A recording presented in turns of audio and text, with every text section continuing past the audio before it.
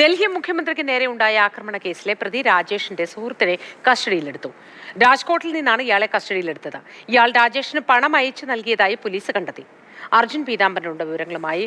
അർജുൻ, ഈ കേസിൽ എന്താണ് പോലീസ് പറയുന്നത്? ഈ ആക്രമണത്തിന് പിന്നിൽ എന്തിനാണ് ഈ പണം സുഹൃത്ത് നൽകിയത്?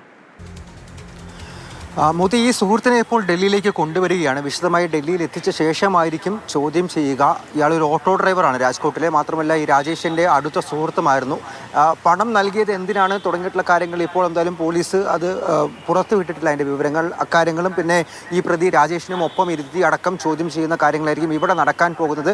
മാത്രമല്ല ഈ രാജേഷുമായി ഫോൺ കോളുകളിലൂടെയും അതുപോലെ മെസ്സേജിലൂടെയും എല്ലാം തന്നെ കഴിഞ്ഞ ഒരാഴ്ചക്കിടെ ബന്ധപ്പെട്ടിരുന്ന 10 പേര് കൂടി ഇപ്പോൾ പോലീസിൻ്റെ നിരീക്ഷണത്തിലാണ്. ഇവരുടെയും മൊഴി ആവശ്യമുണ്ടെങ്കിൽ രേഖപ്പെടുത്തും. ഈ ഡൽഹിയിലെ തെരുവ് നായകളെ സംബന്ധിച്ചുള്ള സുപ്രീം കോടതി ഉത്തരവിൽ മനസ്സ് വിഷമിച്ചിട്ടാണ് ഇയാൾ ഡൽഹിയിലേക്ക് എത്തിയത്, ഇത്തരത്തിലൊരു ആക്രമണം നടത്തിയെന്നുള്ള ചില കാര്യങ്ങൾ ഇയാൾ പോലീസിന് മുൻപാകെ പറഞ്ഞിട്ടുണ്ട്. അതിൻ്റെ സത്യാവസ്ഥ എത്രത്തോളമാണെന്ന് ഇപ്പോൾ പോലീസ് പരിശോധിച്ചുകൊണ്ടിരിക്കുകയാണ്.